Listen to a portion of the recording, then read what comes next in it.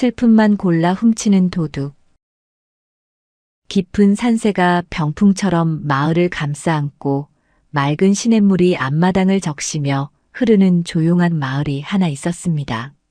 이 마을은 겉으로 보기에는 평화롭기 그지없었으나 마을 사람들의 가슴 속에는 저마다 말 못할 무거운 돌덩이 하나씩을 품고 살아가고 있었지요. 어떤 이는 자식 걱정에 밤잠을 설쳤고 어떤 이는 가난한 살림살이에 한숨을 내쉬며 듬성듬성한 지붕 사이로 보이는 달빛을 원망하기도 했어요.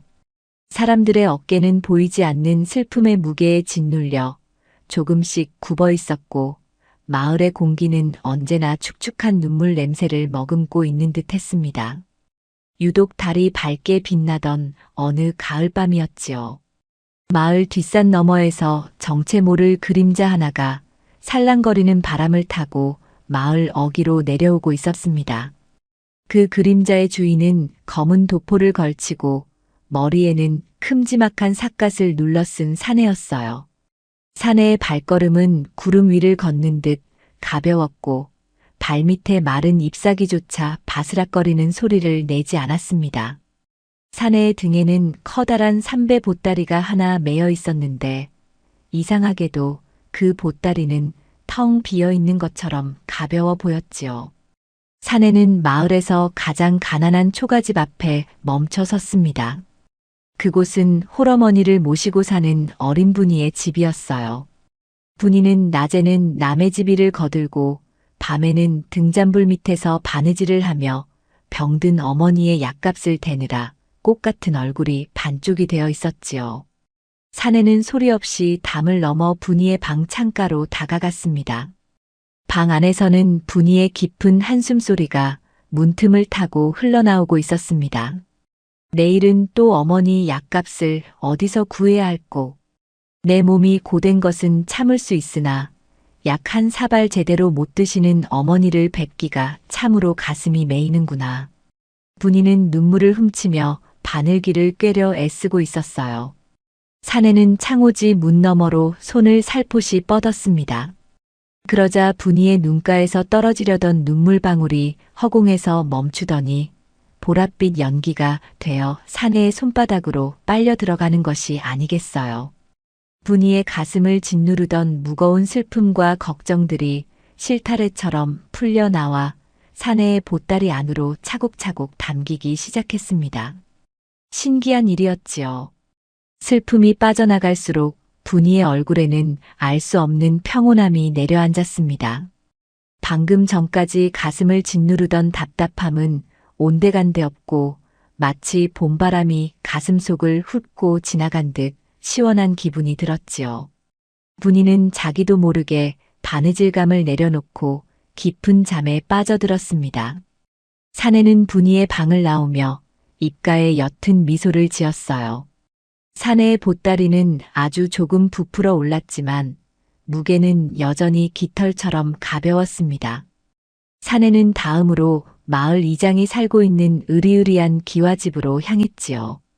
이장인 박진사는 마을의 대소사를 도맡아 처리하며 겉으로는 인자한 웃음을 지었지만 사실 속으로는 자식들의 앞날에 대한 걱정과 남들에게 보여줘야 하는 체면 때문에 하루도 편할 날이 없었습니다. 박진사는 서재에서 촛불을 켜둔 채 멍하니 벽을 바라보고 있었지요. 남들은 나를 부러워하나 이 넓은 집에 마음 붙일 곳 하나 없으니 이 일을 어찌할꼬. 자식들은 서로 재산을 탐내며 싸우기 바쁘니 내 죽어 조상님 뵐 낯이 없구나. 박진사의 주름진 미간 사이로 짙은 그늘이 드리워져 있었습니다. 사내는 담벼락 밑에 몸을 숨기고 눈을 감았어요. 박진사의 머릿속을 가득 채우고 있던 복잡한 생각들이 푸른빛을 띠며 흘러나와 사내의 보따리로 스며들었습니다. 재산 싸움을 걱정하던 마음, 체면 때문에 억지로 참아왔던 화, 그리고 외로움이라는 차가운 감정들이 보따리 안에서 서로 엉기며 사그라들었지요. 박진사는 갑자기 머릿속이 맑아지는 것을 느꼈습니다. 마치 짙은 안개가 자욱했던 숲길에서 갑자기 해가 뜬 것처럼 무엇을 고민했는지조차 기억나지 않을 만큼 마음이 가벼워졌어요. 박진사는 등잔불을 끄고 평생 처음 느껴보는 깊은 잠을 청했습니다. 사내는 그렇게 마을 곳곳을 누비며 사람들의 슬픔을 거두어 갔습니다. 논물이 마를까 걱정하던 김농부의 근심도 시집갈 미천이 없어 남몰래 울던 옥순이의 서러움도 모두 사내의 보따리 속으로 들어갔지요. 마을 사람들은 저마다 꿈결 같은 평화 속에서 근심을 내려놓고 단잠을 잤습니다. 그런데 이 기묘한 사내의 움직임을 지켜보는 눈이 하나 있었어요. 그는 마을의 소문난 욕심쟁이 최 부자였습니다.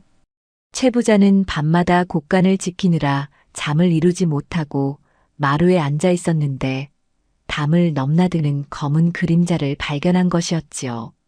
최 부자는 처음에 그 사내가 재물을 탐내는 좀도둑인 줄 알았습니다. 저놈 보게나. 감히 내 곳간을 노리다니 제 발로 호랑이 굴에 들어왔구나. 최 부자는 몽둥이를 옆에 끼고 사내를 뒤쫓기 시작했어요.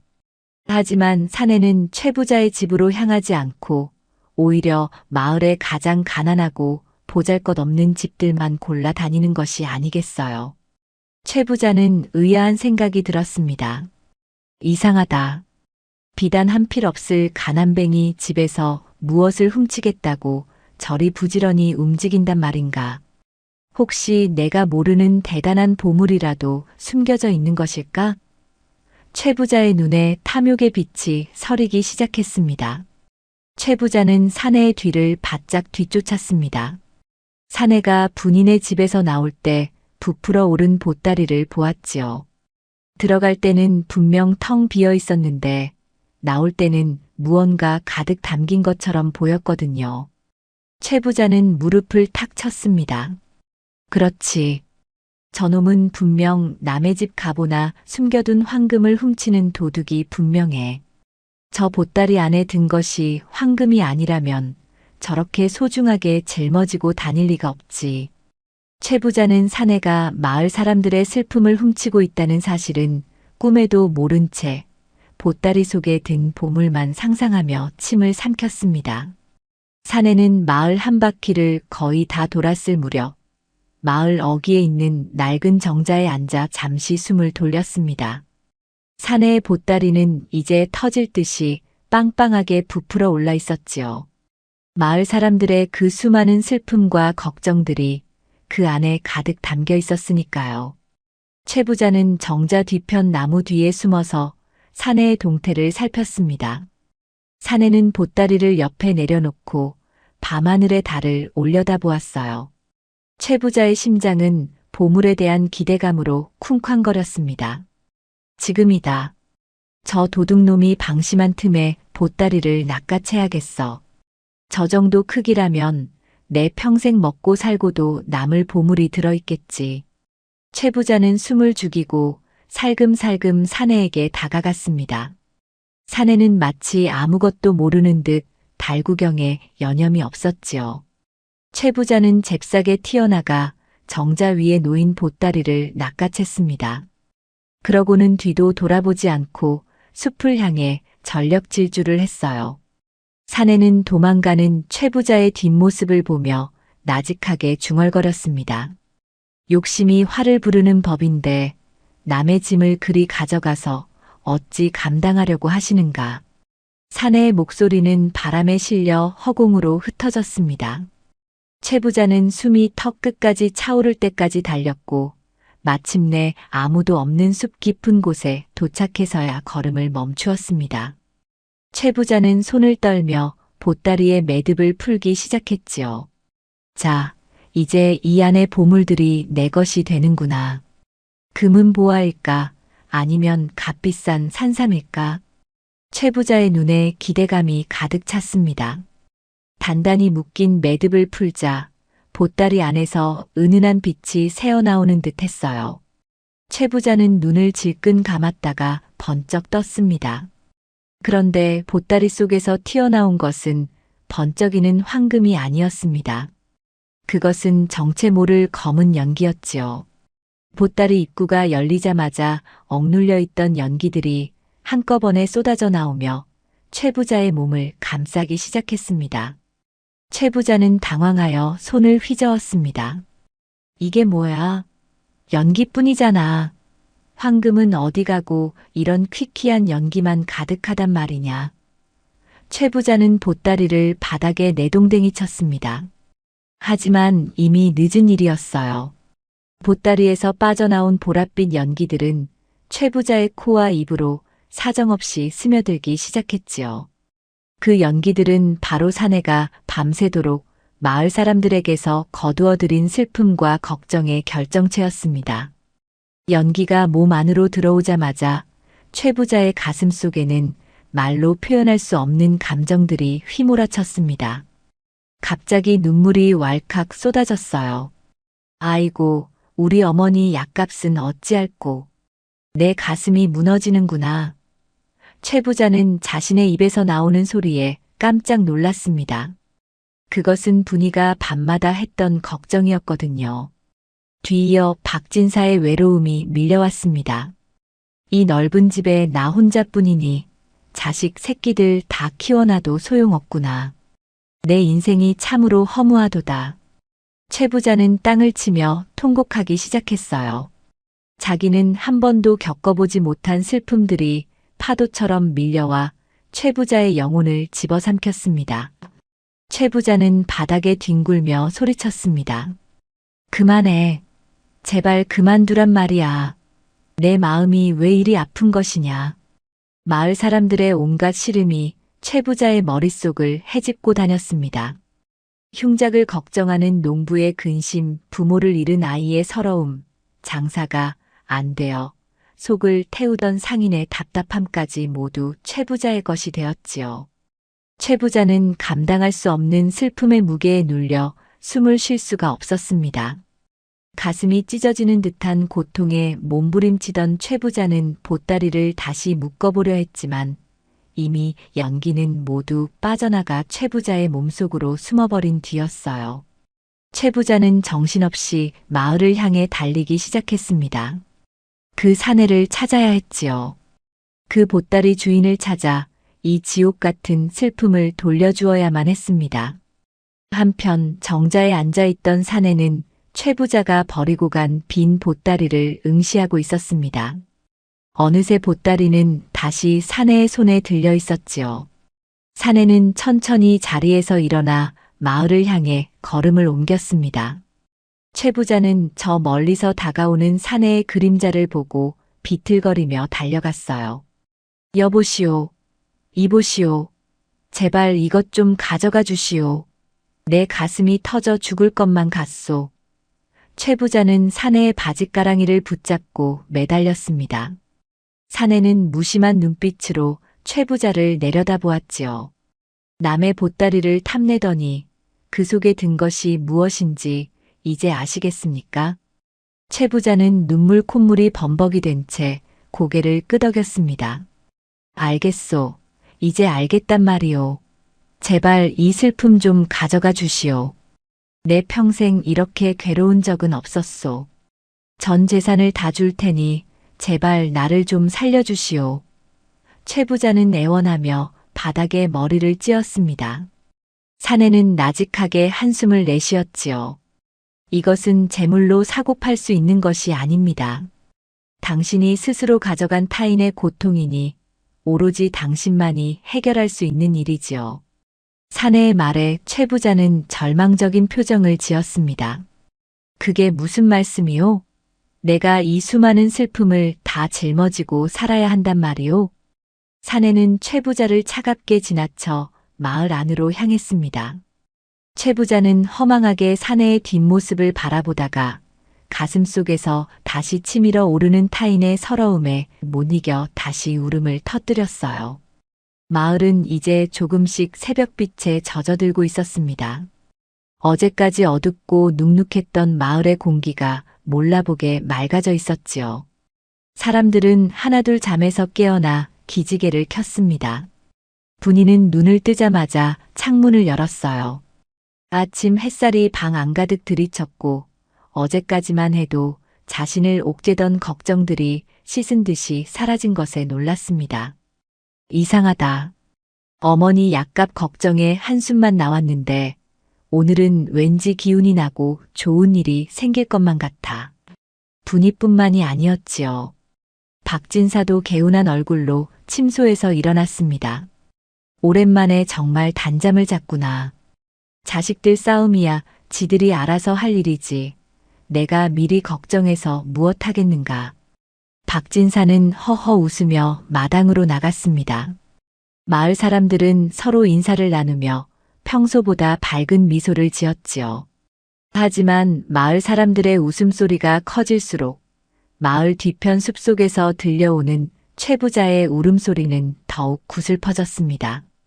최 부자는 이제 마을 사람 한 명 한 명을 볼 때마다 그들이 가졌던 슬픔이 떠올라 견딜 수가 없었지요. 최 부자는 자기 집으로 돌아가지 못하고 마을 광장을 서성거렸습니다. 지나가는 김농부를 보니 그가 걱정했던 메마른 논바닥이 떠올라 가슴이 바짝바짝 타들어가는 것 같았고 옥순이를 보니 시집 미천 걱정에 눈물이 핑 돌았어요. 최 부자는 자신의 탐욕이 부른 결과가 이토록 처참할 줄 몰랐습니다. 아이고, 내가 왜 그랬을까? 남의 슬픔을 금덩이인 줄 알고 훔치다니. 내가 정말 미쳤었지. 최 부자는 가슴을 쥐어뜯으며 한탄했습니다. 그때 마을 입구에서 어젯밤의 그 사내가 다시 나타났습니다. 사내는 마을 사람들의 밝은 얼굴을 보며 만족스러운 듯 고개를 끄덕이고 있었지요. 최 부자는 다시 한번 사내에게 달려가 무릎을 꿇었습니다. 제발 부탁입니다. 내가 어떻게 하면 이 고통에서 벗어날 수 있겠습니까? 시키는 일은 무엇이든 하겠습니다. 사내는 잠시 최 부자를 바라보다가 입을 열었습니다. 그 슬픔들을 비우는 방법은 단 하나뿐입니다. 당신이 가져간 그 걱정들의 주인에게 가서 그 걱정을 현실에서 해결해 주는 것이지요. 슬픔의 원인이 사라지면 당신 가슴 속의 연기도 사라질 것입니다. 최 부자는 사내의 말을 듣고 눈이 번쩍 뜨였습니다. 그게 정말입니까? 정말 그렇게 하면 이 고통이 사라진단 말입니까? 사내는 대답 대신 희미한 미소를 지으며 안개 너머로 소리 없이 사라졌습니다. 최 부자는 멍하니 서 있을 틈이 없었지요. 당장이라도 가슴이 미어지는 것 같은 이분이의 서름부터 떼어내야만 했어요. 최 부자는 비틀거리는 다리에 힘을 주어 분인의 초가집으로 향했습니다. 새벽 이슬이 맺힌 풀잎이 최 부자의 버선목을 적셨지만 그는 축축한 감촉조차 느끼지 못할 만큼 가슴속 통증에 시달리고 있었지요. 분인의 집 앞에 도착한 최 부자는 숨을 헐떡이며 품 안에서 작은 주머니 하나를 꺼냈습니다. 평소라면 엽전 한 푼도 아까워 벌벌 떨었을 그였지만 지금은 달랐어요. 이 주머니를 건네지 않으면 자신이 먼저 숨이 막혀 죽을 것만 같았거든요. 최 부자는 조심스럽게 살인문을 밀고 들어갔습니다. 방 안에서는 여전히 어머니의 가느다란 기침 소리와 분이의 깊은 잠결 한숨이 섞여 들려오고 있었지요. 최 부자는 문 앞에 금비녀 하나와 엽전 뭉치를 내려놓았습니다. 그리고 마음속으로 간절히 빌었지요. 분이야, 이것으로 내 어머니의 약을 사고 내 고운 얼굴에 웃음꽃이 피게 해다오. 제발 이 지독한 슬픔 좀 거두어 가다오. 그 순간이었습니다. 최 부자의 목을 콱 누르고 있던 뜨거운 덩어리가 울컥하며 입 밖으로 빠져나가는 기분이 들었지요. 보랏빛 연기 한 줄기가 최 부자의 가슴에서 나와 방 안으로 스며들더니 이내 감쪽같이 사라졌습니다. 그러자 거짓말처럼 분이의 슬픔이 최 부자의 마음속에서 씻은 듯이 사라졌어요. 가슴을 짓누르던 무거운 돌덩이 하나가 빠져나간 듯 몸이 한결 가벼워졌습니다. 최 부자는 태어나서 처음으로 남에게 무언가를 베풀고 느끼는 기묘한 해방감에 몸을 떨었지요. 하지만 기쁨도 잠시였습니다. 아직도 그의 가슴 속에는 수십 명의 마을 사람들이 가진 제각각의 슬픔이 엉겨붙어 꿈틀거리고 있었거든요. 이번에는 박진사의 외로움과 허무함이 최 부자의 머릿속을 사정없이 흔들어 놓았습니다. 최 부자는 머리를 감싸쥐고 이번에는 박진사의 기와집을 향해 달리기 시작했습니다. 박진사의 집은 고요했습니다. 최 부자는 담장을 넘어 박진사의 서재 앞으로 다가갔지요. 평소 최 부자는 박진사를 시기하고 질투하며 어떻게든 그의 재산을 깎아내릴 궁리만 하던 사람이었습니다. 그러나 지금 최 부자의 눈에 비친 박진사는 그저 홀로 남겨진 쓸쓸한 노인일 뿐이었어요. 최 부자는 박진사가 평소 그토록 갖고 싶어 했던 귀한 고서 한 권을 품 안에서 꺼내어 문틈 사이로 밀어 넣었습니다. 그리고 박진사의 이름을 나직이 불렀지요. 박진사, 내일 아침엔 나와 함께 장기라도 한 판 둡시다.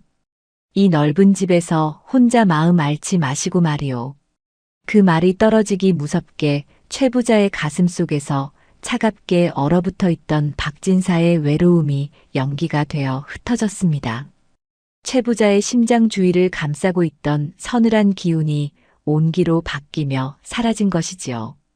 최 부자는 자기도 모르게 안도의 한숨을 내쉬었습니다. 이제야 조금 숨을 쉴 수 있을 것 같았어요.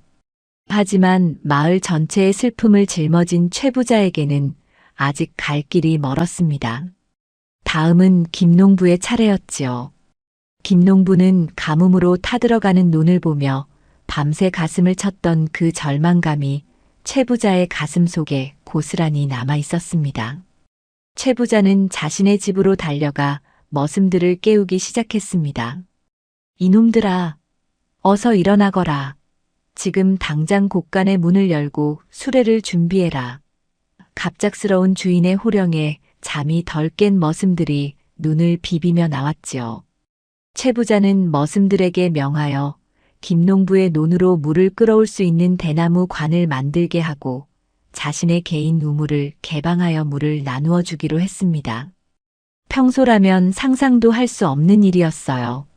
최 부자는 직접 대나무를 나르고 삽질을 하며 김농부의 논바닥에 시원한 물줄기가 흐르는 것을 지켜보았습니다. 물이 콸콸 쏟아지며 메마른 흙 속으로 스며드는 순간 최 부자의 가슴 속을 태우던 갈증과 불안감이 눈 녹듯 사라졌습니다. 김농부의 절박했던 마음이 해소되자 최 부자의 고통도 함께 멈춘 것이지요. 최 부자의 이마에는 땀방울이 송골송골 맺혔지만 표정은 그 어느 때보다 맑았습니다. 흙투성이가 된 손을 내려다보며 최 부자는 묘한 감정에 휩싸였지요. 남의 배를 불려주는 것이 이토록 내 마음을 편안하게 할 줄이야. 왜 진작 알지 못했을꼬. 최 부자는 중얼거리며 다음 장소로 발걸음을 옮겼습니다. 그 다음은 옥순이의 차례였습니다. 옥순이는 가난한 집안 형편 때문에 사랑하는 정인과 혼례를 올리지 못하고 매일 밤 베갯니들 적시며 울고 있었지요. 옥순이의 그 절절한 사랑과 서러움이 최 부자의 심장을 바늘로 찌르는 듯 아프게 했습니다. 최 부자는 옥순네 집 마당으로 들어가 비단 몇 필과 은가락지 쌍을 놓아두었지요. 옥순아, 이것으로 내 혼례 준비를 하거라. 사랑하는 사람과 헤어지는 아픔은 이제 그만 겪어도 된다. 최 부자의 진심 어린 목소리가 새벽 공기를 타고 옥순이의 방 안으로 스며드는 듯 했습니다. 아니나 다를까 최 부자의 가슴을 찌르던 날카로운 통증이 멈추고 보랏빛 연기가 옥순이의 방 창문을 향해 날아갔습니다. 이제 최 부자의 몸속에 남은 슬픔은 그리 많지 않았어요. 하지만 아직 하나 가장 무겁고 어두운 연기가 최 부자의 가슴 가장 깊은 곳에 따리를 틀고 있었습니다. 그것은 바로 마을에서 가장 나이가 많고 홀로 사는 독거노인 김할머니의 슬픔이었지요. 김할머니는 자식도 일가 친척도 없이 낡은 오두막에서 죽을 날만 기다리며 외로움과 추위에 떨고 있었습니다. 그 슬픔은 너무나 깊고 오래된 것이어서 최 부자는 한 걸음을 떼기도 힘들 만큼 다리가 무거웠습니다. 최 부자는 김할머니의 오두막으로 향했습니다. 오두막은 비바람에 사가 구멍이 숭숭 뚫려 있었고 방 안에서는 찬바람이 쌩쌩 돌아 할머니의 기침 소리가 끊이지 않았지요. 최 부자는 방 안으로 들어가 할머니의 앙상한 손을 잡았습니다. 평소 더럽다고 가까이 가지도 않았던 그 손이었지만 지금은 그저 안타까운 마음뿐이었지요.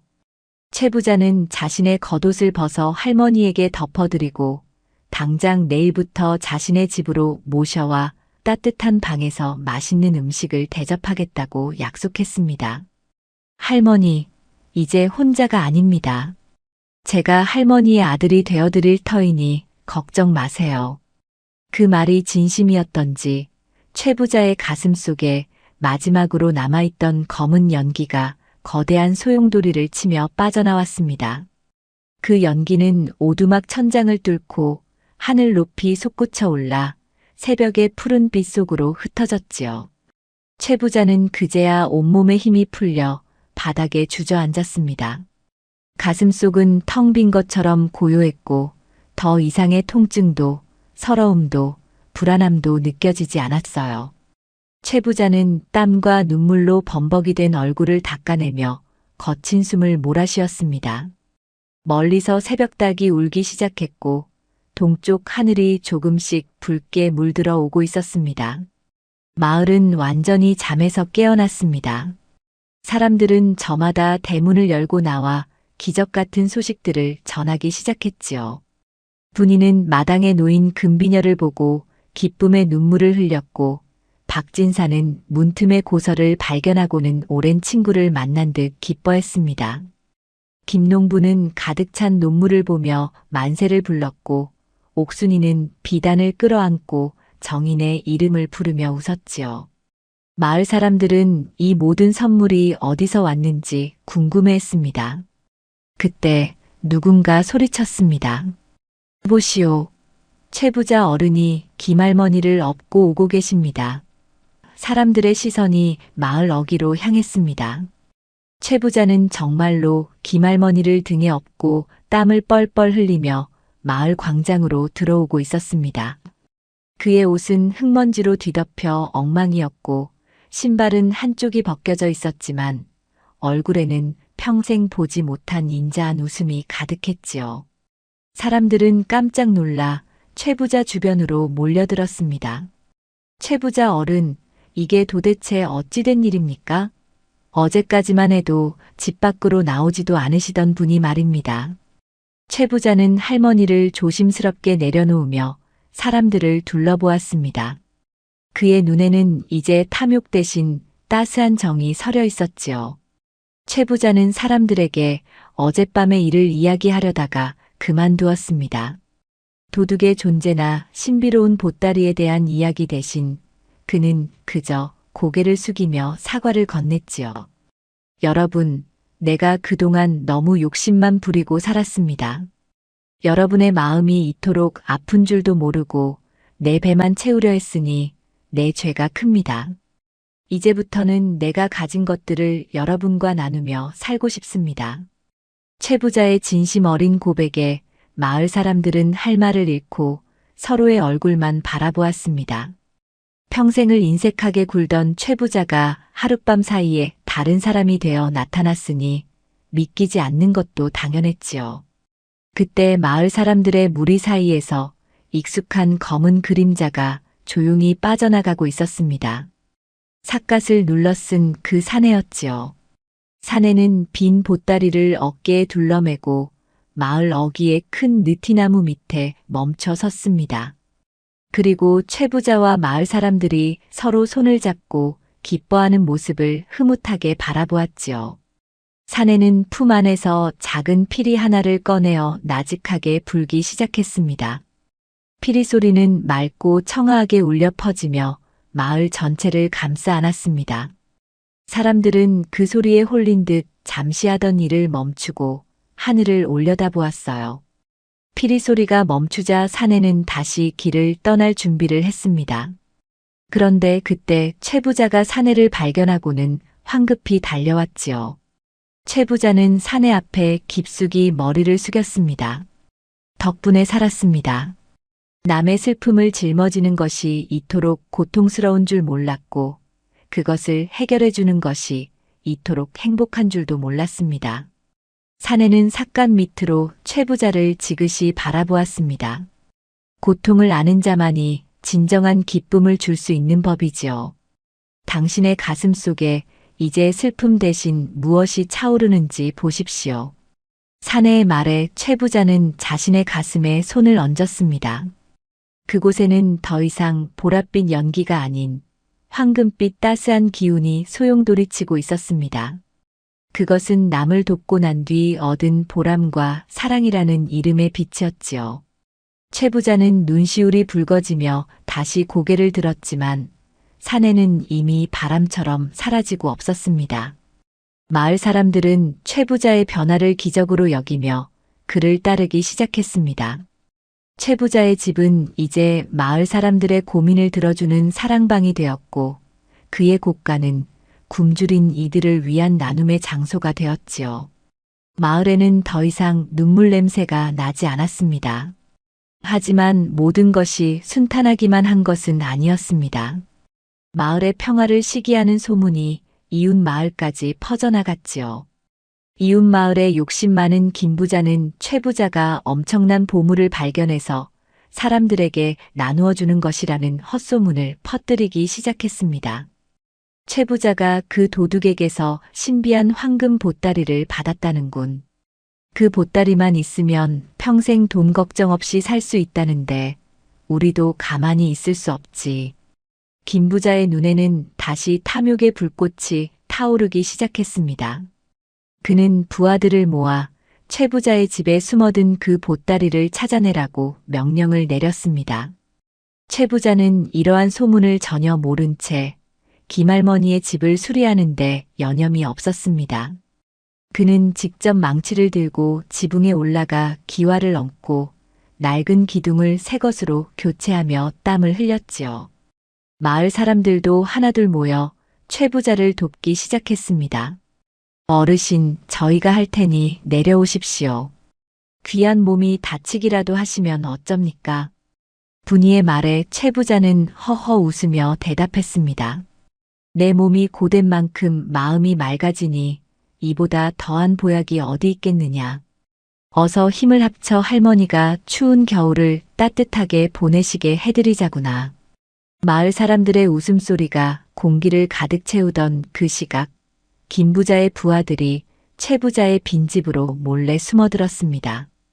그들은 집안 곳곳을 뒤지며 사내가 남기고 갔다는 보따리를 찾기 시작했지요. 서재를 뒤엎고 안방의 가구들을 모조리 끌어냈지만 보물 같은 것은 보이지 않았습니다. 그러다 그들은 창고 구석에 놓여있던 낡은 삼배 보따리 하나를 발견했지요. 그것은 어젯밤 최 부자가 버렸던 바로 그 빈 보따리였습니다. 부하들은 눈을 반짝이며 보따리를 낚아챘습니다. 신봤다. 이것이 분명 최 부자를 부자로 만든 그 보따리일 것이다. 그들은 보따리를 들고 황급히 김 부자의 집으로 달아났습니다. 그 탐욕스러운 손길에 의해 들려나간 보따리는 김 부자의 안방 깊숙한 곳에 놓였습니다. 김 부자는 문을 걸어 잠그고 촛불을 바짝 당겨 앉았지요. 그의 두 눈에는 황금빛 광기가 번득이고 있었습니다. 최 부자 그 영감이 갑자기 미쳐서 전 재산을 내놓는 이유가 분명히 이 안에 있을 것이야. 보물 중에 보물이 들어있으니 제정신이 아니었던 게지. 김 부자는 침을 꿀꺽 삼키며 보따리의 매듭을 풀었습니다. 하지만 그가 마주한 것은 텅 빈 공간뿐이었지요. 보따리 안에는 금덩이는커녕 흔한 돌멩이 하나 들어있지 않았습니다. 김 부자는 보따리를 뒤집어 사정없이 흔들었지만 먼지 한 톨 나오지 않는 빈 자루를 보고 허탈함에 빠졌지요. 그는 보따리를 방바닥에 내팽개치며 부하들에게 소리를 질렀습니다. 이놈들아, 보물은 어디 가고 이런 넉마를 가져왔단 말이냐. 최 부자 그 늙은이가 눈치를 채고 미리 빼돌린 것이 분명하다. 김 부자의 고함에 집안 식구들이 모두 숨을 죽였습니다. 그러나 그 순간 방 안의 촛불이 갑자기 파르르 떨리더니 정체 모를 서늘한 기운이 방 안을 가득 채웠지요. 김 부자가 고개를 들어보니 언제 들어왔는지 삿갓을 눌러 쓴 사내가 방 한가운데 서 있는 것이 아니겠어요. 사내는 아무런 소리도 내지 않고 김 부자를 내려다보고 있었습니다. 김 부자는 깜짝 놀라 뒤로 나동그라졌습니다. 누구냐? 내 놈이 바로 그 보따리 도둑이냐? 사내는 대답 대신 보따리를 가리켰지요. 그 보따리는 본래 주인이 따로 있는 것이 아닙니다. 오로지 마음의 무게를 담는 그릇일 뿐이지요. 사내의 목소리는 방 안 전체에 낮게 깔리며 김 부자의 귀가 아닌 가슴을 울리는 듯 했습니다. 김 부자는 겁에 질려 떨면서도 탐욕을 버리지 못했습니다. 마음의 무게라니 그게 무슨 뚱딴지 같은 소리냐. 최 부자가 이 보따리를 얻고 나서 세상 부러울 것 없는 얼굴로 살고 있는데 그 비결이 이 안에 있을 것 아니냐. 사내는 나직하게 웃으며 김 부자에게 다가갔습니다. 최 부자는 그 안에 든 것을 모두 비워냈기에 가벼워진 것입니다. 당신은 무엇을 채우고 싶으신가요? 김 부자는 눈을 가늘게 뜨며 머리를 굴렸습니다. 그는 여전히 최 부자가 보물을 숨겼다고 믿었거든요. 비우긴 무엇을 비운단 말이냐. 나도 최 부자처럼 세상 사람들이 탐낼 만한 것을 이 보따리에 가득 채우고 싶다. 그러니 어서 그 방법을 알려다오. 사내는 고개를 끄덕이며 김 부자의 손에 보따리를 쥐어주었습니다. 정 원하신다면 그리해드리지요.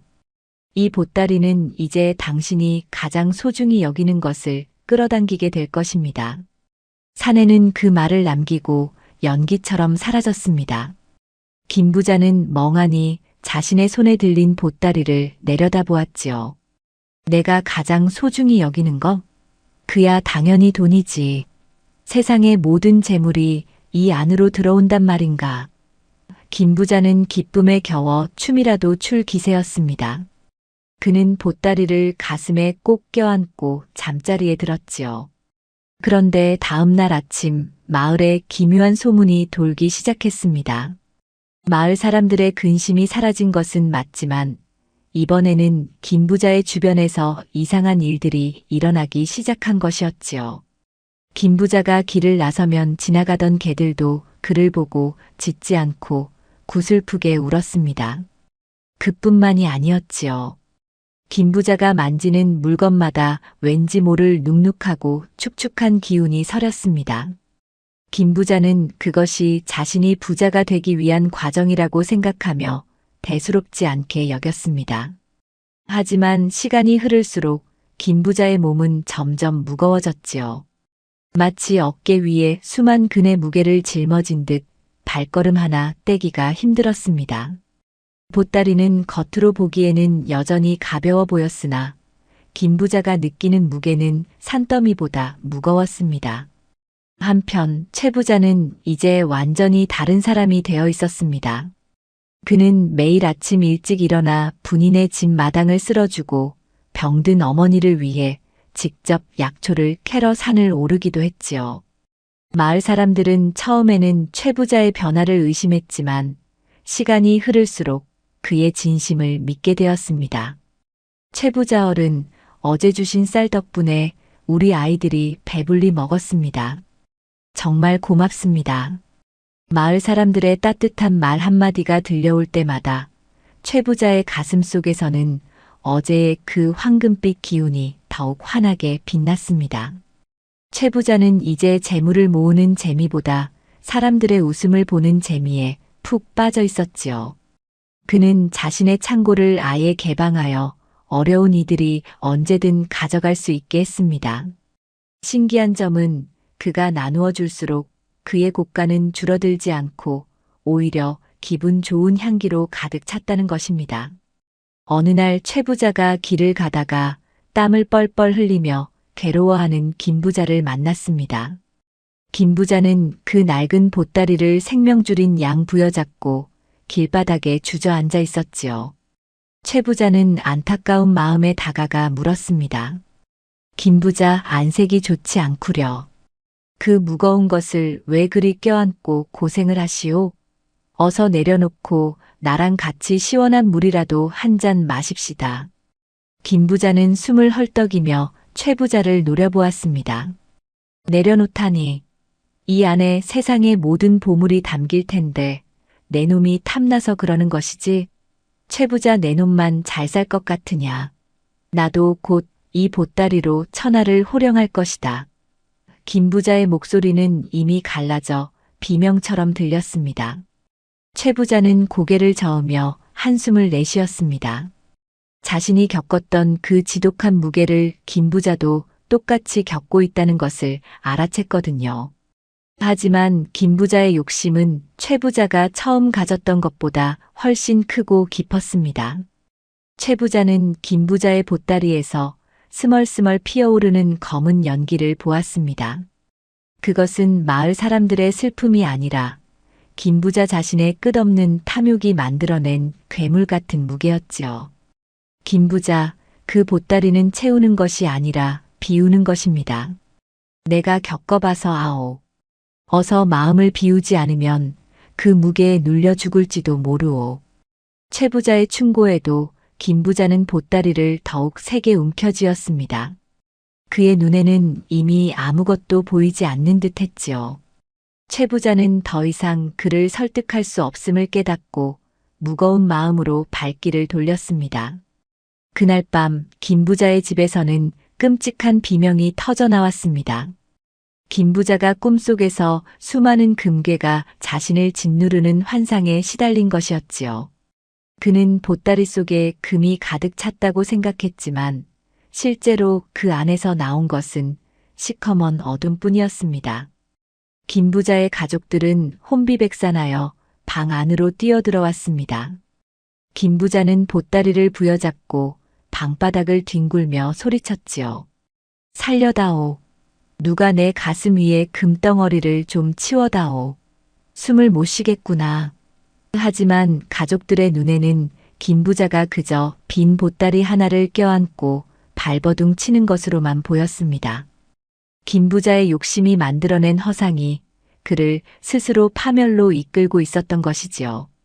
김부자의 아내가 보따리를 뺏으려 했지만 김부자는 미친 사람처럼 손을 휘두르며 아무도 가까이 오지 못하게 했습니다. 다음 날 아침 마을 광장에는 또다시 그 신비로운 사내가 나타났습니다. 이번에는 피리를 부는 대신 마을 사람들과 함께 맷돌을 돌리던 최 부자 곁으로 다가갔지요. 최 부자, 이제 당신의 가슴 속에 남은 것이 무엇입니까? 사내의 물음에 최 부자는 맷돌 손잡이를 놓고 환하게 웃었습니다. 내 가슴 속에는 이제 아무것도 없습니다. 그저 이웃들의 웃음소리가 들려오면 나도 모르게 어깨춤이 나는 가벼움 뿐이지요. 사내는 만족스러운 듯 고개를 끄덕였습니다. 사내는 최 부자에게 작은 호리병 하나를 건넸습니다. 이 안에는 세상에서 가장 맑은 눈물이 담겨 있습니다.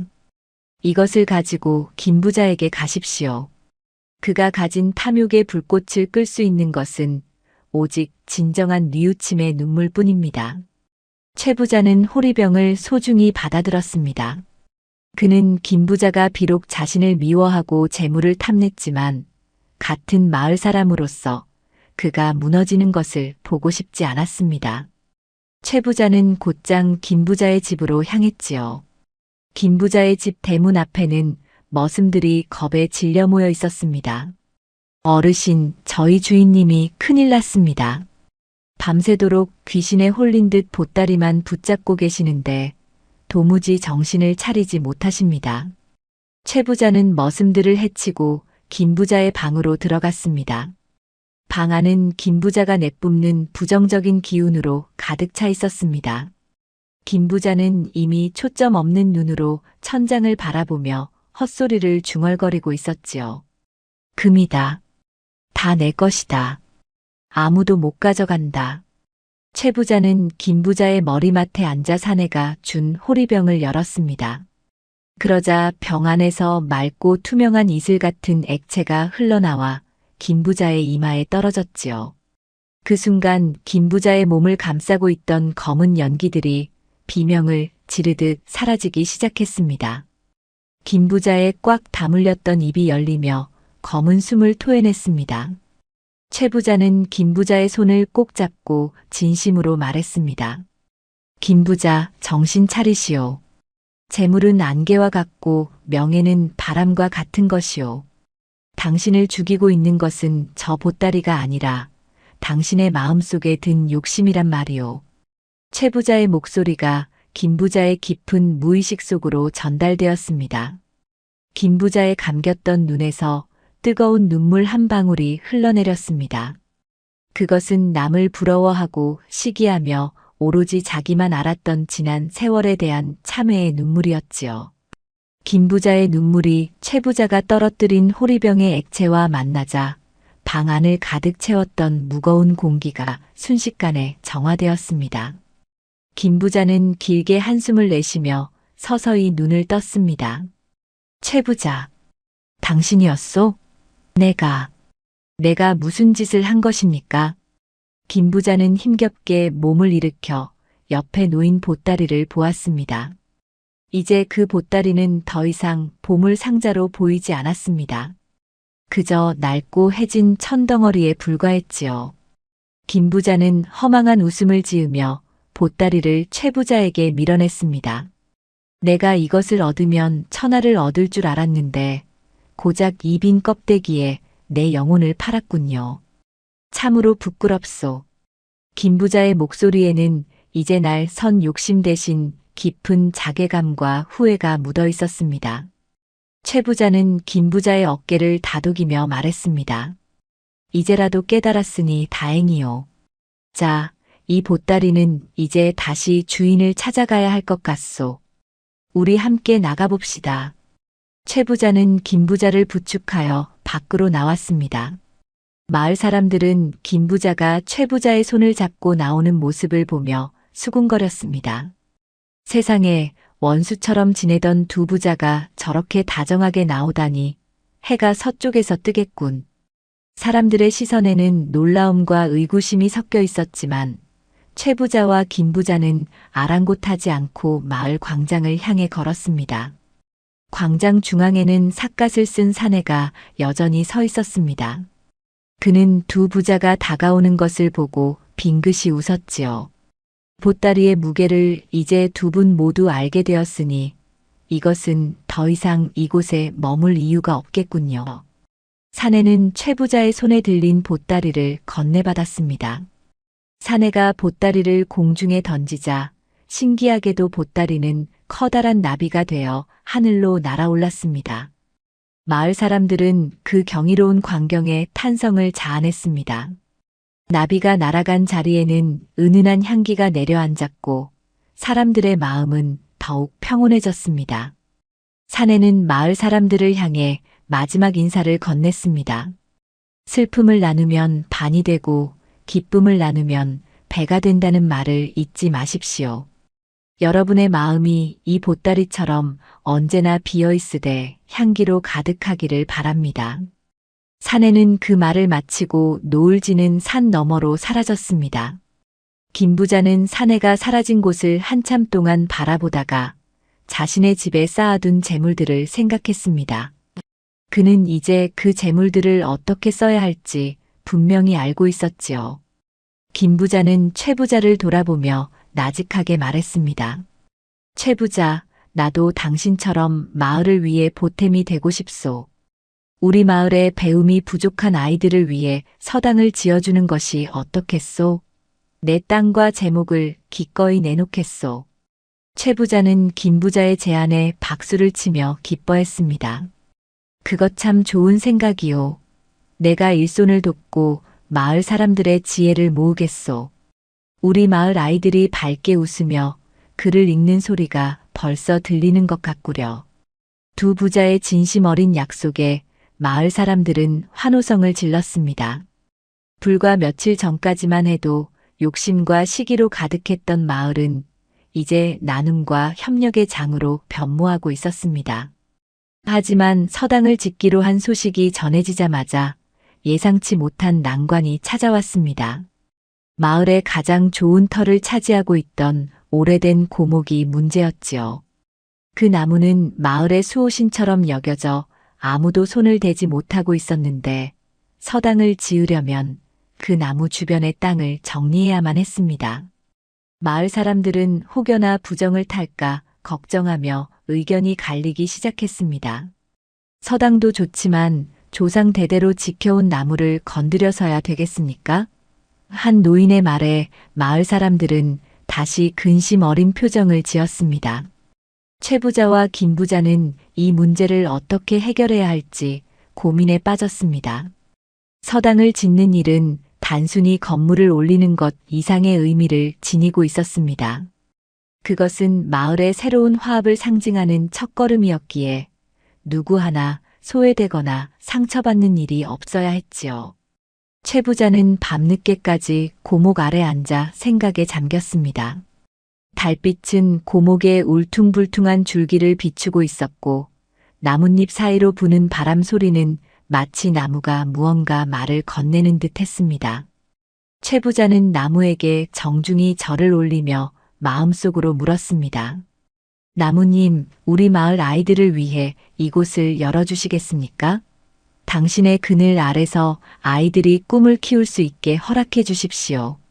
그때 최 부자의 귓가에 익숙한 피리 소리가 들려왔습니다. 사내가 떠나기 전 불었던 그 맑은 소리였지요. 최 부자가 고개를 들어보니 고목의 가장 높은 가지 위에 하얀 보따리 하나가 걸려 있는 것이 보였습니다.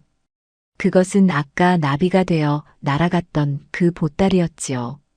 보따리는 은은한 빛을 내뿜으며 고목을 감싸 안았습니다. 그러자 놀라운 일이 벌어졌습니다. 고목의 시든 가지에서 새순이 돋아나고 나무 주변의 땅이 부드럽게 솟아오르며 자연스럽게 서당의 기둥이 세워질 자리를 만들어주는 것이 아니겠어요. 나무는 베어지는 대신 서당의 든든한 대들보와 기둥이 되어 마을 사람들과 영원히 함께하기로 작정한 듯 보였습니다. 그 신비로운 광경을 목격한 마을 사람들은 너나 할 것 없이 무릎을 꿇고 고목을 향해 머리를 조아렸습니다. 사람들의 입에서는 경외심 가득한 탄성이 터져나왔고 고목의 줄기를 감싸고 있던 하얀 보따리의 빛은 마치 대낮처럼 환하게 온 마을을 비추었지요. 최 부자는 가슴 벅찬 감동에 겨워 고목의 밑동을 어루만지며 눈시울을 붉혔습니다. 나무는 죽어서 제목이 되는 것이 아니라 살아있는 모습 그대로 서당의 품이 되어주겠다는 무언의 약속을 건네고 있었어요. 김 부자 역시 그 장엄한 생명력 앞에 자신의 초라했던 욕심을 다시금 되돌아보며 깊은 깨달음을 얻었습니다. 마을 사람들은 이제 두려움이 아닌 기쁨으로 가득 차서 각자 집에서 연장을 챙겨들고 다시 모여들었지요. 공사는 일사천리로 진행되었습니다. 김농부는 자신의 농사 경험을 살려 서당터의 수평을 맞추는 일을 도왔고 옥순이의 정의는 솜씨 좋은 목수 일을 자처하며 나무를 다듬기 시작했습니다. 최 부자는 직접 소매를 걷어붙이고 돌을 날랐으며 김 부자는 자신의 집 창고에 아껴두었던 귀한 약재와 음식을 가져와 일꾼들의 기운을 북돋았지요. 신기한 것은 이토록 고된 일을 하면서도 누구 하나 얼굴을 찌푸리거나 힘들다고 불평하는 사람이 없었다는 점입니다. 어깨를 짓누르는 돌의 무게는 무거웠으나 사람들의 마음은 솜사탕처럼 가벼웠고 땀방울이 비 오듯 쏟아져도 입가에는 노랫가락이 끊이지 않았어요. 서당의 기둥이 하나씩 세워질 때마다 마을의 공기는 더욱 청량해졌습니다. 분이는 마을 안악들과 함께 큰 솥을 걸고 밥을 지었으며 김할머니는 툇마루에 앉아 아이들에게 줄 간식을 챙기며 흐뭇한 미소를 지었지요. 김 부자는 평생 손에 흙을 묻혀본 적이 없는 귀한 몸이었으나 이번만큼은 예외였습니다. 그는 최 부자 곁에서 서툰 솜씨로 흙을 이기고 벽을 바르며 땀 흘리는 즐거움을 알아가기 시작했지요. 최 부자는 그런 김 부자를 보며 여보게 김 부자, 비단 옷에 흙이 묻으니 꼭 우리 마을 사람 다 된 것 같구려. 하고 농담을 건넸습니다. 김 부자는 너털 웃음을 터뜨리며 대답했지요. 비단 옷이야 다시 빨면 그만이지만 이 땀방울이 주는 개운함은 평생 빨아도 지워지지 않을 것 같소. 마을 사람들은 서로의 눈을 맞출 때마다 어젯밤 도둑이 가져갔던 그 슬픔의 자리에 새로운 무언가가 차오르고 있음을 느꼈습니다. 그것은 혼자서는 절대 가질 수 없는, 함께 나누고 땀 흘리는 사람만이 누릴 수 있는 깊은 유대감이었지요. 서당의 지붕에 기와를 올리던 날에는 온 마을이 잔치집 분위기였습니다. 옥순이는 예쁜 색지로 서당의 창문을 장식했고 아이들은 서당 마당에서 뛰어놀며 벌써부터 글 읽는 흉내를 내고 있었어요. 고목은 서당의 지붕 위로 거대한 가지를 뻗어 여름에는 시원한 그늘을, 겨울에는 매서운 바람을 막아주는 든든한 가림막이 되어주었습니다. 서당이 거의 완성되어 갈 무렵 최 부자는 마을 사람들을 위해 특별한 제안을 하나 더 했습니다. 이 서당은 아이들만 공부하는 곳이 아닙니다.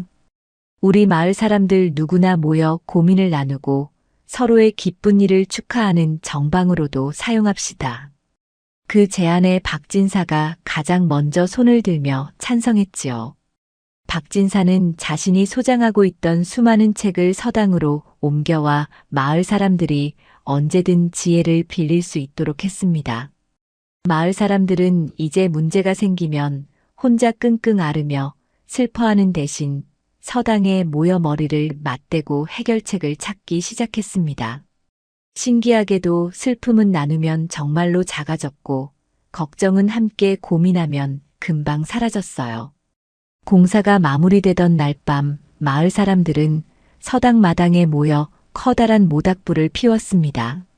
최 부자와 김 부자는 나란히 앉아 마을 사람들이 즐겁게 춤추는 모습을 지켜보았지요.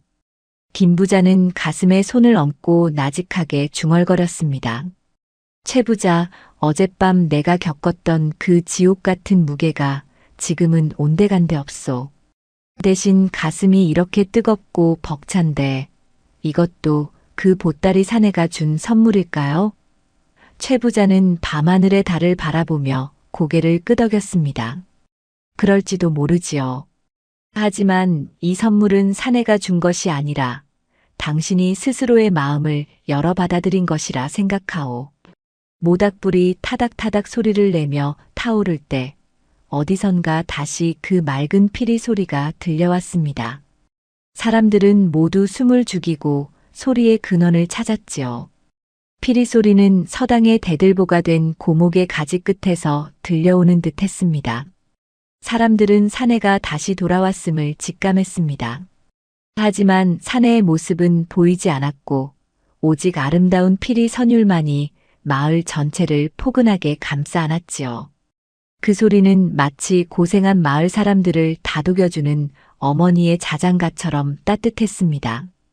분이는 그 소리를 들으며 자기도 모르게 눈물을 흘렸으나 그것은 예전의 슬픈 눈물이 아닌 감사의 눈물이었어요. 피리 소리가 잦아들자 고목의 가지에서 반짝이는 나뭇잎들이 나비처럼 흩날리며 떨어졌습니다. 나뭇잎 하나가 김할머니의 손등 위에 내려앉더니 순식간에 따스한 온기로 변해 할머니의 굽은 등을 어루만져 주었지요. 할머니는 아이고 삭신이 쑤시던 게 다 나은 것 같네 하며 아이처럼 기뻐했습니다. 마을 사람들 저마다에게 나뭇잎의 축복이 내려졌고 마을에는 그 어느 때보다 평화로운 침묵이 내려앉았습니다. 사람들은 이제 그 사내가 누구인지 어디서 왔는지는 더 이상 궁금하지 않았습니다. 그가 남기고 간 진정한 보물이 무엇인지 모두가 가슴으로 알고 있었으니까요. 다음 날 아침 완성된 서당의 문이 활짝 열렸습니다. 아이들의 맑은 목소리가 마을 꽃간을 채우던 쌀가마니보다 더 풍요롭게 울려 퍼졌지요. 김 부자는 서당의 한편에 자리를 잡고 앉아 아이들에게 글을 가르치기 시작했습니다. 재물을 계산하던 그의 날카로운 눈빛은 이제 인자한 스승의 눈빛으로 바뀌어 있었어요. 최 부자는 서당 마당에 꽃밭을 가꾸며 지나가는 사람들에게 시원한 물 한 사발을 건넸습니다. 마을은 더 이상 외부의 도둑을 걱정할 필요가 없었습니다. 서로가 서로의 슬픔을 먼저 알아봐주고 채워주는데 도둑이 훔쳐갈 슬픔이 남아있을 리가 없었지요. 그러던 어느 날 이웃 마을에서 한 청년이 잔뜩 수척해진 모습으로 마을을 찾아왔습니다. 청년은 마을 어귀에 주저앉아 땅을 치며 통곡을 했지요. 내 신세가 어쩌다 이렇게 되었단 말인가. 부모님은 돌아가시고 논밭은 빚쟁이들에게 넘어가게 생겼으니 나는 이제 죽는 길밖에 없구나. 청년의 울음소리는 마을 전체로 퍼져나갔고 사람들은 하나둘 청년 주변으로 모여들었습니다. 예전 같았으면 남의 일이니 상관 마라 하며 지나쳤을 사람들이었지만 지금은 달랐습니다. 분이는 청년에게 따뜻한 밥상을 차려주었고 김농부는 청년의 사정을 자세히 들어주었지요. 최 부자와 김 부자도 소식을 듣고 달려왔습니다.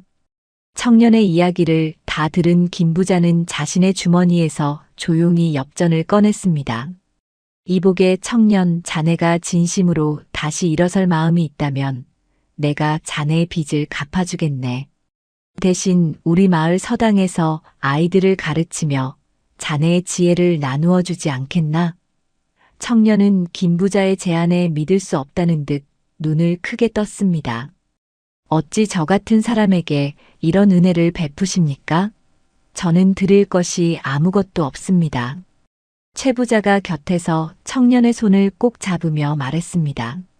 자네가 가진 그 아픈 마음이 바로 우리에게는 귀한 보석이라네. 그 아픔을 아는 사람이 아이들에게 더 큰 사랑을 줄 수 있을 테니까 말이오. 청년은 두 부자의 진심 어린 말에 다시 한번 뜨거운 눈물을 쏟았습니다. 하지만 이번 눈물은 절망이 아닌 희망의 시작이었지요. 청년은 그날로 마을의 식구가 되었고 서당은 더욱 활기로 넘쳐나게 되었습니다. 마을 사람들은 이제 슬픔을 훔쳐가는 도둑을 기다리지 않았습니다. 스스로가 서로의 슬픔을 치료하는 의사가 되었고 서로의 근심을 덜어주는 보따리가 되었으니까요.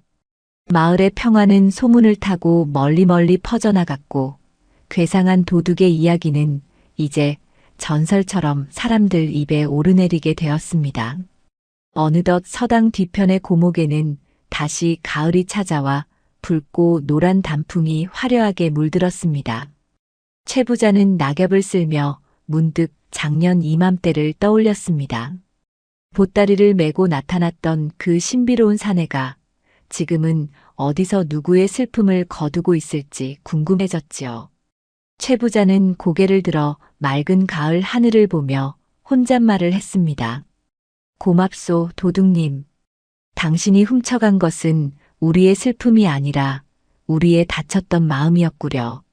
그때 바람을 타고 익숙한 피리 소리가 환청처럼 들려오는 듯 했습니다. 사내는 여전히 세상 어딘가에서 누군가의 무거운 짐을 대신 짊어지고 가볍게 발걸음을 옮기고 있을 것이었습니다. 서당의 수업이 끝나고 아이들이 쏟아져 나오자 마을 광장은 다시 시끌벅적해졌습니다.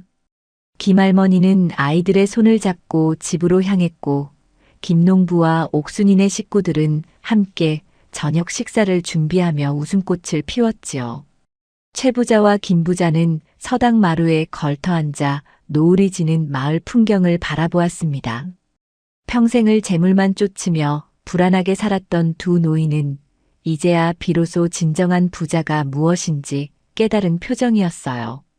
노을빛에 물든 마을은 세상에서 가장 안온하고 평화로운 보금자리처럼 보였습니다. 하지만 그 평화로운 저녁 마을 어귀에 낯선 마차 한 대가 멈춰 섰습니다.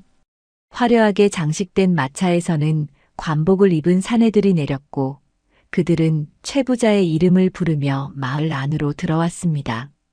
마을 사람들은 갑작스러운 관원들의 등장에 긴장하며 길을 터주었지요. 관원들 중 우두머리로 보이는 사내가 최 부자 앞에 서서 엄숙한 목소리로 말했습니다.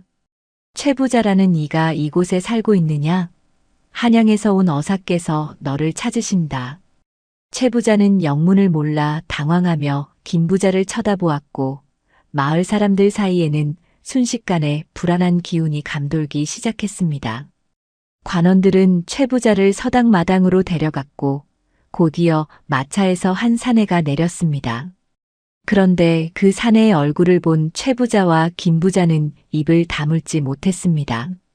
그는 바로 삿갓을 벗고 비단 관복을 차려입은 그 보따리 도둑 사내였기 때문입니다. 사내는 빙그레 웃으며 최 부자에게 다가와 정중하게 인사를 건넸지요. 최 부자 어른, 그동안 별거 없으셨습니까? 사내의 정체는 민심을 살피기 위해 전국을 돌던 암행어사였습니다. 그는 마을 사람들의 진실한 마음을 시험하고 탐욕에 찌든 이들을 교화하기 위해 기이한 도둑 행세를 했던 것이었습니다.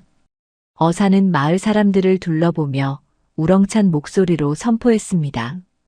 이 마을은 이제 나라에서 지정한 모범 마을이 될 것입니다. 최 부자와 김 부자의 나눔 정신은 임금님께도 보고되어 만백성의 본보기가 될 것이니 여러분 모두 자부심을 가지십시오.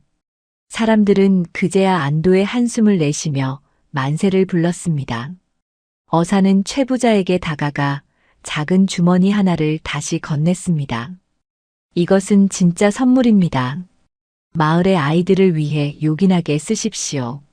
주머니 안에는 황금이 아닌 전국 팔도에서 구한 귀한 꽃씨와 약초 씨앗들이 가득 담겨 있었습니다. 어사는 다시 길을 떠날 준비를 했습니다. 마을 사람들은 어사의 마차를 배웅하며 아쉬운 작별 인사를 나누었지요. 어사는 마차에 오르기 전 최 부자에게 마지막으로 한마디를 남겼습니다. 보따리는 비울수록 가벼워지지만 그 안을 채우는 향기는 영원히 사라지지 않는 법입니다. 여러분의 향기가 이 산맥을 넘어온 나라에 퍼지기를 기대하겠습니다. 마차는 덜컹거리며 마을을 빠져나갔고 사람들은 어사가 남긴 씨앗들을 서당 주변과 마을 곳곳에 정성스럽게 심었습니다.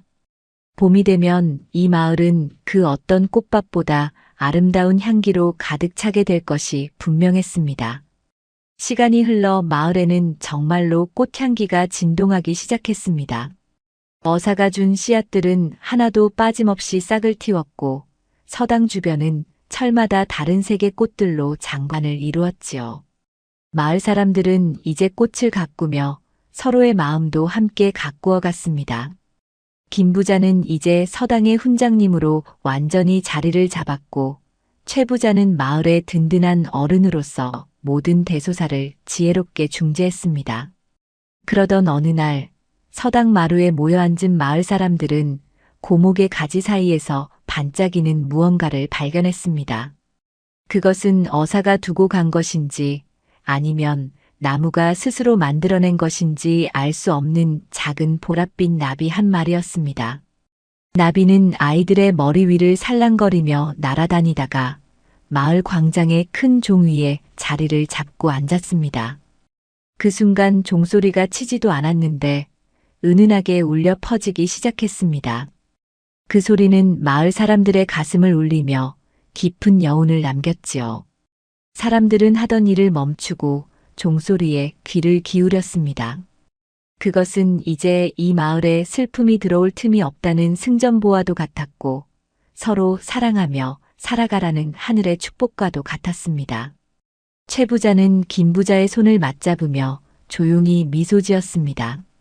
그들의 눈에는 노을보다 더 붉고 뜨거운 마을의 미래가 그려지고 있었습니다. 그 뜨거운 다짐은 마을 구석구석으로 뻗어나가는 햇살이 되어 차가웠던 응달마다 온기를 불어넣었습니다. 종소리가 그친 뒤에도 사람들의 가슴 속에는 여전히 맑은 울림이 남아 있었고 고목 위에 앉았던 보랏빛 나비는 다시 날아올라 서당의 기와지붕을 한 바퀴 돌더니 숲속으로 자취를 감추었지요. 최 부자와 김 부자는 맞잡은 손을 놓지 않은 채 한참 동안 마을의 평화로운 풍경을 눈에 담았습니다. 이제 이들에게 재물이라는 것은 곳간에 가둬두는 돌덩이가 아니라 흐르는 물처럼 필요한 곳으로 흘려보내야 하는 생명수와 같았어요. 서당 주변에 심었던 꽃씨들은 계절이 바뀔 때마다 각기 다른 빛깔로 피어나 마을의 얼굴을 바꾸어 놓았습니다. 봄에는 연분홍빛 진달래가 서당 길목을 수놓았고 여름이면 청초한 연꽃들이 마을 연못을 가득 채우며 은은한 향기를 내뿜었지요. 사람들은 이제 아침에 눈을 뜨면 자신의 걱정거리를 먼저 살피는 대신 이웃의 안부를 먼저 묻게 되었습니다. 분이는 어머니의 병환이 깊어질 때마다 서당 뒤편에서 자라난 약초를 캐어 정성껏 달여 올렸고 그 약초들은 마치 사내에 신비로운 힘이 깃든 듯 놀라운 효험을 보였지요. 분이의 어머니는 어느덧 자리를 털고 일어나 마당에 채소를 가꿀 만큼 기운을 차렸으며 분이의 얼굴에는 예전에 그 수척함 대신 건강한 생기가 감돌았습니다. 옥순이는 마을 사람들의 축복 속에 정인과 혼례를 올렸고 최 부자와 김 부자가 공동으로 마련해준 작은 집에서 소박하지만 행복한 살림을 시작했지요. 마을 전체가 하나의 커다란 가족이 된 듯한 이 기적 같은 변화는 세월이 흘러도 변치 않고 더욱 깊어졌습니다. 최 부자는 매일 저녁 서당에 등불을 끄기 전 고목 아래 잠시 앉아 지난 날을 회상하곤 했습니다.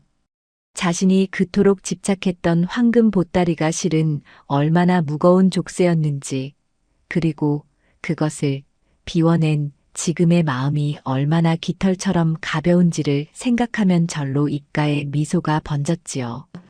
김 부자 또한 서당에서 아이들에게 천자문을 가르치며 자신의 지식이 누군가의 앞날을 밝혀준다는 사실에 깊은 보람을 느꼈습니다. 아이들이 훈장님, 오늘은 어떤 이야기를 해주실 건가요? 하며 초롱초롱한 눈망울로 바라볼 때면 김 부자는 그 어느 때보다 부유한 사람이 된 것 같은 기분이 들었지요.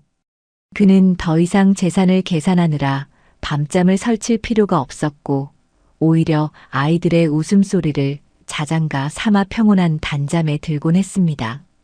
그러던 어느 추운 겨울날 마을에 다시 한번 기이한 소문이 돌기 시작했습니다.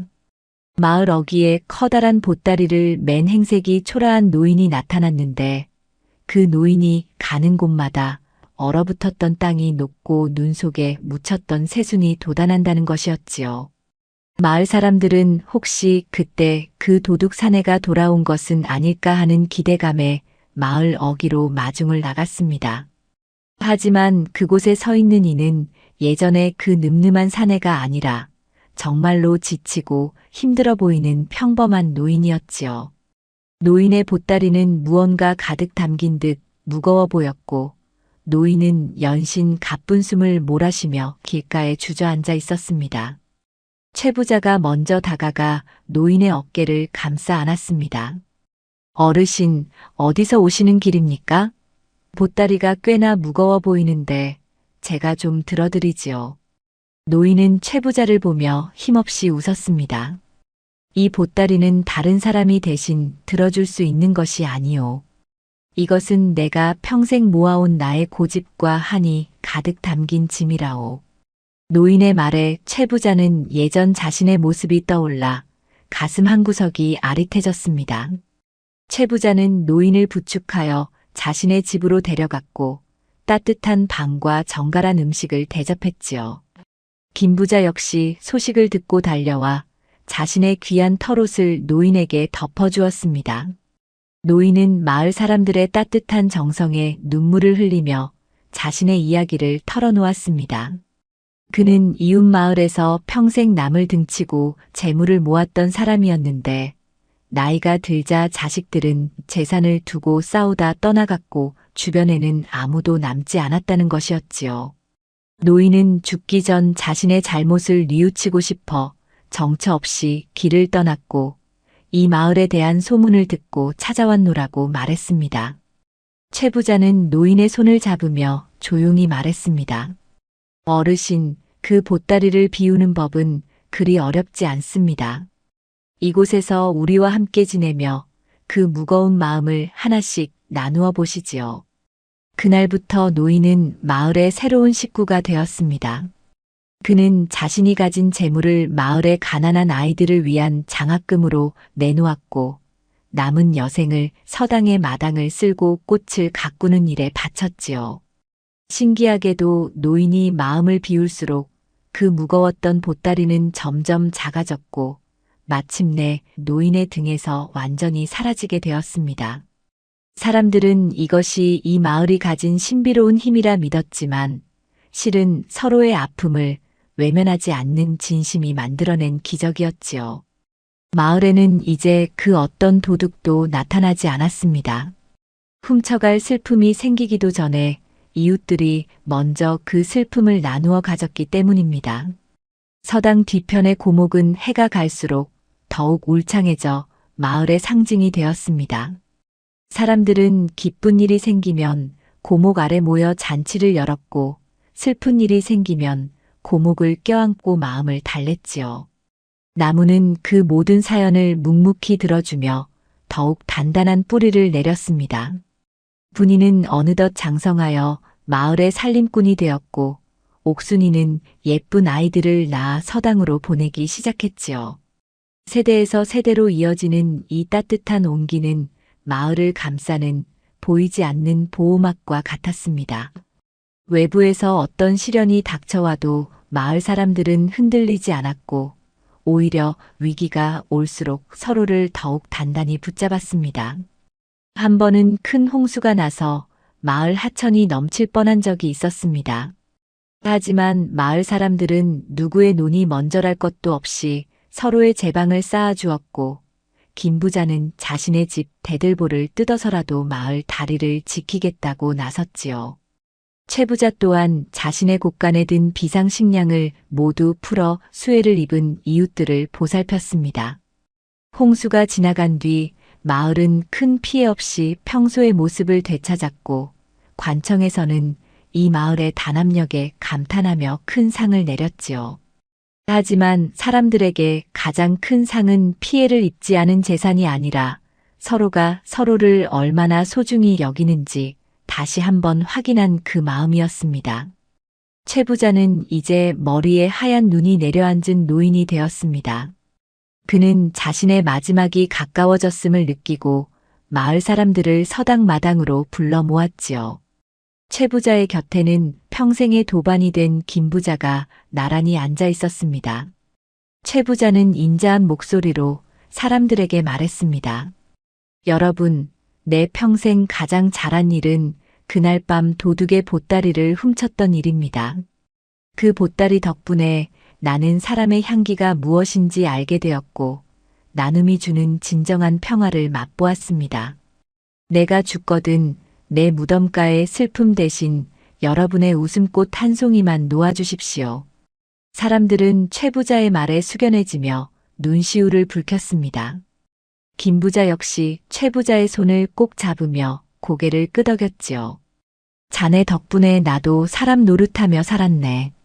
자네가 가는 길 외롭지 않게 나도 곧 뒤따라갈 터이니 걱정 말게나. 두 노인의 아름다운 우정과 고결한 성품은 마을 사람들 모두에게 깊은 귀감이 되었습니다. 그날 밤 마을 하늘에는 수많은 별들이 내려앉아 평소보다 더 밝게 빛났습니다. 최 부자는 자신의 방에서 평온하게 숨을 거두었지요. 그의 얼굴에는 그 어떤 고통이나 미련도 남아있지 않았고 마치 단꿈을 꾸는 듯한 평화로운 미소만이 머물러 있었습니다. 최 부자가 떠난 뒤 마을에는 신기한 일이 벌어졌습니다. 그의 무덤가에서 그때 그 도둑 사내가 주었던 꽃씨들이 일제히 꽃을 피웠는데 그 향기가 마을 만리 밖까지 퍼져나간 것이었지요. 사람들은 그 꽃을 보따리꽃이라 부르며 소중히 가꾸었습니다. 김 부자 역시 최 부자와의 약속을 지키기라도 하듯 얼마 지나지 않아 고요하게 세상을 떠났습니다. 두 부자는 마을 뒷산 양지 바른 곳에 나란히 잠들었고 그들의 무덤 사이로는 작은 오솔길이 생겨 아이들이 서당에 오갈 때마다 들르는 쉼터가 되었지요. 마을은 이제 두 사람의 유지를 이어받아 더욱 살기 좋은 곳으로 발전해 나갔습니다. 서당의 훈장 자리는 그때 마을을 찾아왔던 수척한 청년이 이어받았습니다. 그는 이제 덕망 높은 학자가 되어 인근 마을까지 명성이 자자했으나 언제나 검소한 차림으로 아이들을 가르쳤지요. 청년은 매 수업 시간마다 아이들에게 그 신비로운 도둑 이야기를 들려주었습니다. 얘들아, 진정한 보물은 보따리 속에 든 황금이 아니라 내 옆에 있는 친구의 눈물을 닦아주는 너희의 손에 있단다. 아이들은 그 이야기를 들으며 마음속에 나눔의 씨앗을 하나씩 심었습니다. 사내가 남긴 그 보따리는 이제 보이지 않는 형태로 마을 아이들의 가슴 속에 하나씩 대물림되고 있었던 것이지요. 어느덧 기나긴 시간이 흘렀습니다. 세상은 많이 변했고 마을의 모습도 예전과는 달라졌지만 고목만큼은 여전히 서당 자리를 지키며 우뚝 서 있었습니다. 고목의 줄기에는 아직도 하얀 천조각 하나가 단단히 묶여 있었는데 사람들은 그것이 그때 그 보따리의 조각이라 믿었지요. 마을 사람들은 여전히 이웃의 슬픔을 자신의 슬픔처럼 여기며 살아가고 있었습니다. 외지 사람들은 이 마을에 오면 왠지 모를 편안함을 느끼며 발길을 떼지 못했지요. 이 마을은 공기부터가 다르군. 마음속에 응어리졌던 것들이 한순간에 녹아내리는 기분이야. 여행자들의 이 말은 마을 사람들에게 가장 큰 찬사였습니다. 달이 유난히 밝은 어느 가을밤 서당 마당에는 다시 한번 맑은 피리 소리가 울려 퍼졌습니다. 100년 전 사내가 불었던 그 선율과 똑같은 소리였지요. 마을 사람들은 잠결에도 그 소리를 들으며 미소 지었습니다. 그것은 마을의 평화가 영원할 것임을 알리는 축복의 노래였고 서로 사랑하며 살아가는 이들에게 보내는 하늘의 화답이었습니다. 고목의 가지 끝에서 다시 한번 보랏빛 나비 한 마리가 날아올라 달빛 속으로 사라졌습니다. 이제 사람들은 알고 있었습니다. 그 도둑은 슬픔을 훔쳐간 것이 아니라 우리 안에 이미 있던 사랑을 찾아주기 위해 찾아왔던 수호천사였다는 사실을 말이지요. 마을의 서당 앞에는 작은 비석 하나가 세워졌습니다. 그 비석에는 최 부자와 김 부자의 이름 대신 슬픔을 나누어 기쁨을 만든 사람들이라는 글귀가 새겨져 있었습니다. 사람들은 그 비석을 지나갈 때마다 자신의 마음속 보따리를 점검하곤 했습니다.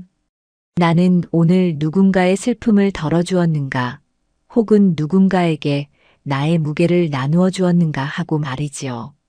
마을에는 이제 그 어떤 어둠도 오래 머물지 못했습니다. 서로가 서로에게 등불이 되어주고 서로가 서로에게 기댈 어깨가 되어주는 한 그 어떤 시련도 봄눈 녹듯 사라질 것이기 때문입니다. 아이들은 서당에서 글을 배우고 어른들은 밭에서 땀을 흘리며 노인들은 정자에 앉아 예시야기를 나누는 이 평범하고도 위대한 일상은 오늘도 계속되고 있습니다. 보따리 도둑의 전설은 이제 단순한 이야기가 아니라 마을 사람들의 삶 그 자체가 되었습니다.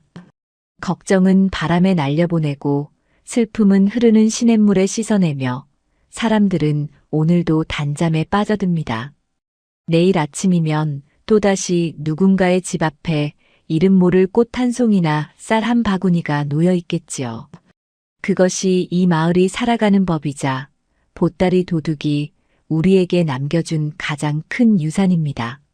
서당 마당의 고목은 오늘도 변함없이 그 자리에 서서 마을의 안녕을 지키고 있습니다. 나무의 나뭇잎 하나하나가 마을 사람들의 사연을 담아 속삭이듯 흔들립니다. 괜찮습니다. 다 괜찮습니다. 당신의 슬픔은 이제 우리가 가져가겠습니다. 나무의 속삭임은 바람을 타고 당신의 귓가에 닿아 포근한 이불이 되어줄 것입니다. 보따리 도둑이 가져간 것은 당신의 근심이었고 그가 두고 간 것은 당신의 평안이었습니다. 내일 아침 눈을 떴을 때 당신의 머리맡에는 보랏빛 나비가 남기고 간 희망의 향기가 가득할 것입니다. 이 세상 어딘가에는 당신의 슬픔을 기꺼이 훔쳐가줄 누군가가 반드시 존재하며 당신 또한 누군가에게 그런 소중한 존재가 될 수 있습니다. 따뜻한 온기 속에서 마음을 편히 내려놓고 가장 행복했던 순간의 기억을 품은 채 평안한 시간을 보내시길 바랍니다.